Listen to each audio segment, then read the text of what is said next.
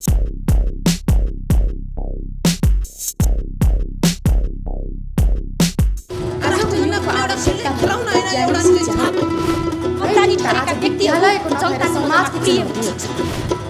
adversely affects each and every sector any of the sort of country. ideology. This is a great location for Nepal to explore its potential. Namaste. Welcome to Youth TV Show Season 8. In today's episode, we are featuring Nepal's Top 7 Debaters 2017, produced by Leadership Academy. The topic for the final round of Category 6, Bachelor's level is Increase of Women in Parliament Decreases Corruption. Our judges for today's final round are Santosh Shah. He is the president of Leadership Academy. Wenny Kuzuma. She is a country representative for UN Women Nepal Country Office. Carmen Berry. She is the co-founder of Profitable Authors Institute, USA. We will now begin with the first round of the debate competition. May I request Rohit Manandar to come up on the stage. He will be speaking for the motion. According to Transparency International Corruption Index, World 3 list corrupted countries. New Zealand, Denmark, and Finland are the one to have very few participation of women in the parliament. Denmark standing at the 20th position of most women participated parliament in the whole world. Whereas 3 most corrupted countries, Somalia, South Sudan, and North Korea are the one to have very less participation of women in the parliament. According to the recent study conducted by International Growth Center, women in power tend to decrease the corruption. Corruption is negatively associated with the women empowerment. Women in power bring such policy as different from the men. The policies focusing on education and the health, which needs more human resources and left very less room for the corruption. Parliament is the key state organ, which duty is to ensure the democracy and the good governance in the country. The same parliament which represents the people passes the law and has passed the Nepal Constitution 2072, which has guaranteed right to equality, right of women, and right to inclusion, which directly shows the keen interest of government and the parliament to include women in this fight against the corruption. If we look into the context of Nepal, then we shall find that Nepal still has a patriarchal society. We still do less believe in the leadership of women. Sushila Karki, Chief Justice, who was the main person behind the verdict of famous Sudan corruption scandal, was the same person to be filed impeachment motion against, and which shows that women empowerment is must for the corruption, which is lacking here in Nepal. Thank you. May I request Dipti Gewali to come up on the stage.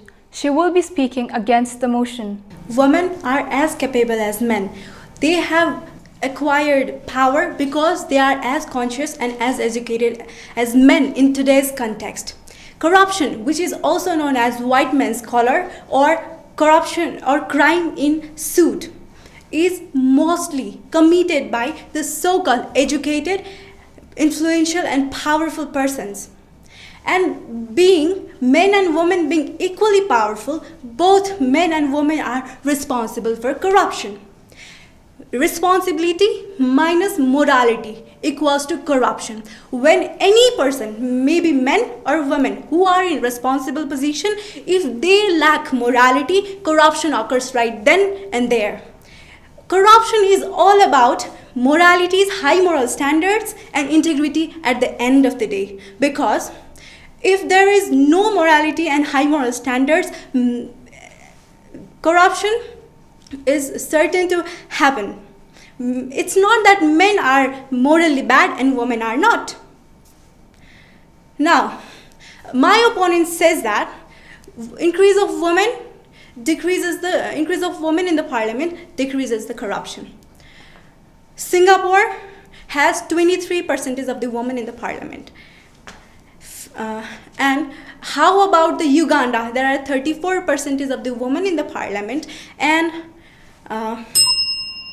but how come that being 34% of the women in the parliament, which is greater than the least corrupt countries, how come that become most corrupted countries in the world?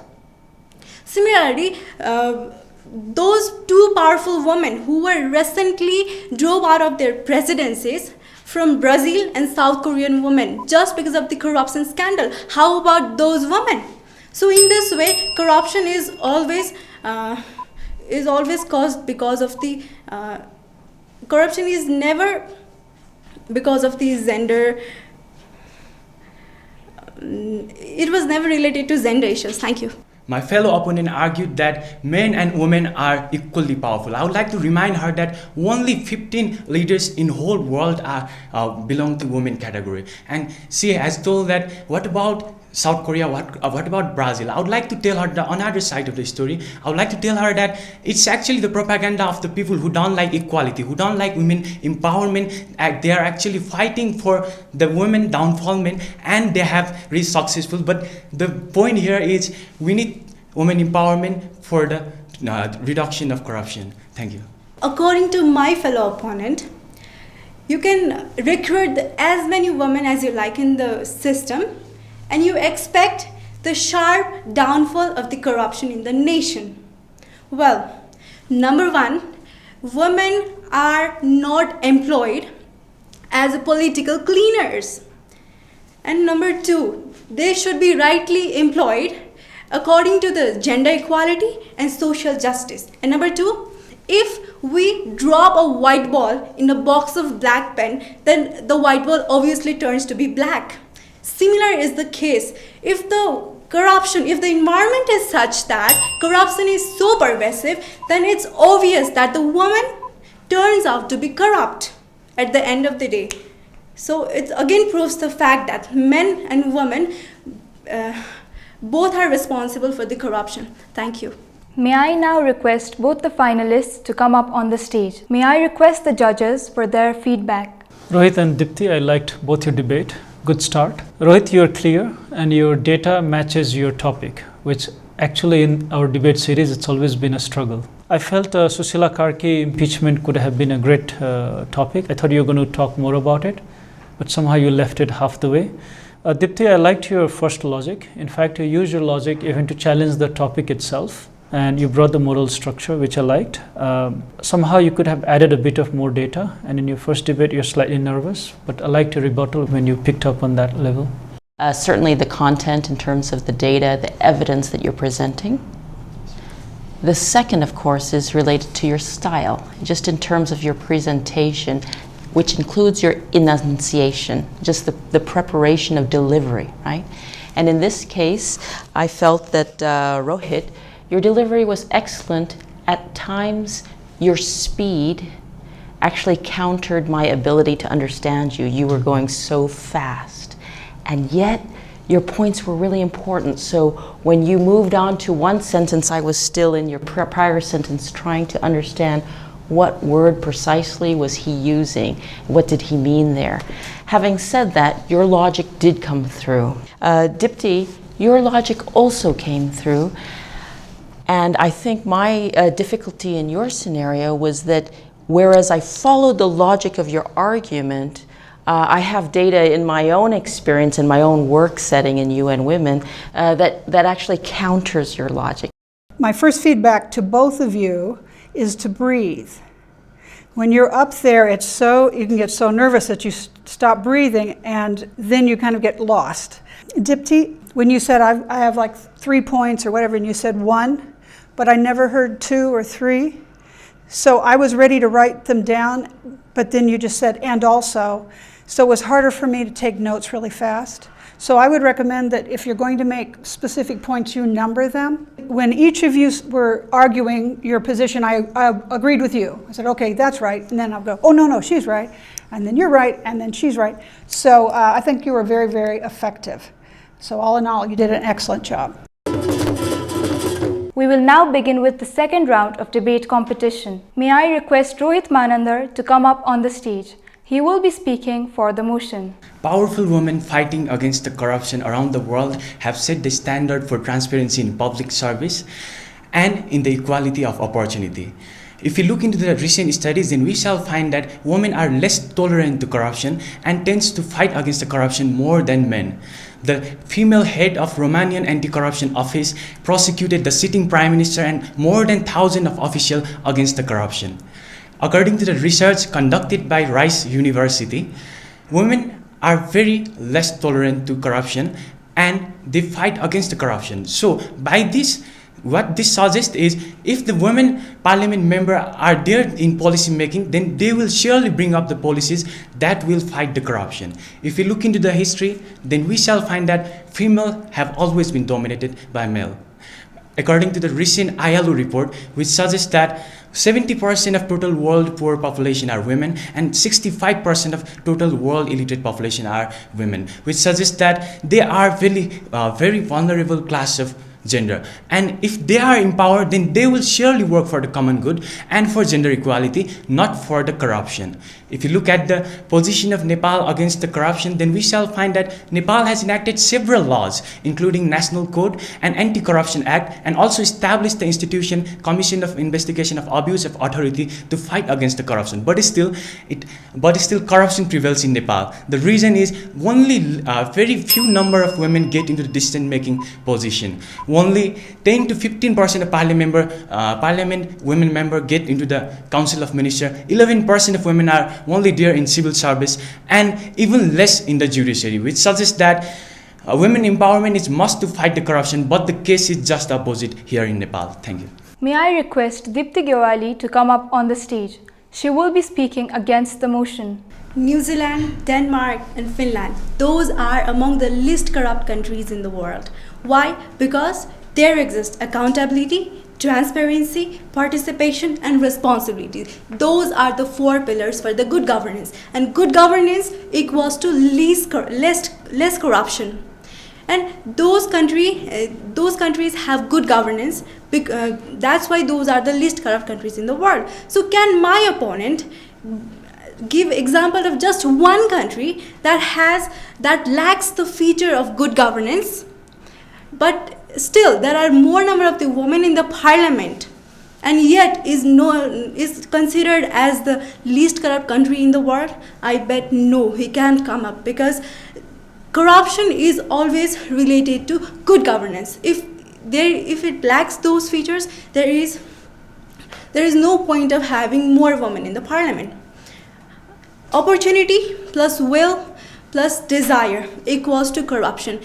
Human desires and greed are unlimited. Everybody wants to have luxurious lifestyle and secure future. And sometimes the moral standards are outweighed by those greeds and limitations. And this may also cause corruption. And men and women, they both are humans. They do also have emotions and feelings, and they are involved in the corruption. Still, if my opponent wants to argue that because of the woman corruption is decreased, then I have the examples of the countries by Transparency International which have been able to reduce the corruption in the male presidencies. Like Estonia, it rose from 64 to 70. Like Austria and Poland, etc. Thank you. My fellow opponent argued that good governance is the determining factor for the corruption. I would like to remind her that and ask her question, what is the foundation of good governance? The foundation of good governance is rule of law. And the foundation of rule of law is separation of power, equal gender participation, and timely election. So that does not make any point. Good governments cannot be there when there is no equal participation of women. And she just talked about how men presidents are fighting against the corruption. I think that does not match the logic here. I'm telling the same thing, male can also fight, but female are not given the proper chances in the present context. So the increase in number of women in the parliament will surely reduce the corruption. Thank you very much. So what my fellow opponent should understand is, in policy making levels also corruption takes place, which is also known as grand corruption or carnivorous type corruption. Well, in the policy making state, there can be corrupted minds, and those corrupted minds can even amend the laws. And both men and women can have the corrupted minds, and it helps and it contributes in the corruption. Likewise, he talks about again those countries where women are there. Sorry. There can be exceptions, and there can be exceptions everywhere. And one exception cannot be used to generalize everything.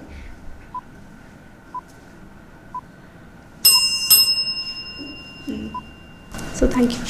May I now request both the finalists to come up on the stage. May I request the judges for their feedback. Rohit, you had very good content. You were much calmer. In the first 2 minutes, you had better enunciation. However, in the rebuttal, I got lost. I felt that you were speeding through and you kind of lost that centeredness. I would really recommend just sort of breathing more and calming down, because this is stressful. Dipti, I love this 4 aspects of good governance, but I wanted to know how many women were in leadership in the 3 countries that you said were the least corrupt. For both of you, if you rehearse this and you can keep calmer and not have as much adrenaline, I think you'll give a much better delivery. Rohit and Dipti, both of you incorporated feedback on your presentations. Both of you presented with greater enunciation, and the pace was a bit slower, which really helped. Having said that, I had a bit of difficulty in this round following your logic, and that would be true across both arguments, yeah? So let me just deconstruct it a bit for each of you. Rohit, you correlated less power with less corruption, but I didn't hear the evidence for that. And that relates then to you, Dipti, where you actually, in your argument, I thought it was brilliant for you to connect good governance with less corruption. I would agree with you there. But then you meandered into an area that I could also say, as with my first round of feedback to Rohit, I couldn't follow your logic there. When you started equating corruption with moral dimensions and greed and luxurious lifestyles, I have to say that in my work, I would agree that a zero tolerance approach to corruption is necessary, and that a lot of it can be morally based. Thank you both. Rohit, you started with fresh content, and that was nice. And Dipti, I liked your beginning. You started with a very good counter, but later I think you got nervous and you started repeating a lot of what you already said in the first round. However, you have improved a lot since your first audition when I judged you. So consider that as a huge improvement. And today I wish you could have also brought some example of women leaders who have been in the position and have not done very well by staying honest or non-corrupt. And Rohit, it was nice that you favored the women empowerment. It somehow aligns also with my own work with the UN Women as a civil society advisory group member. So I thank you for that.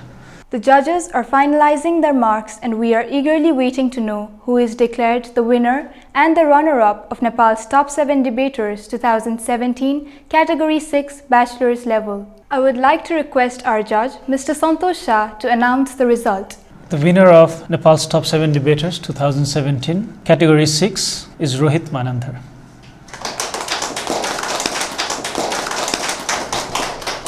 And the second winner of Nepal's Top 7 Debaters 2017 Category 6 is Dipti Gewali.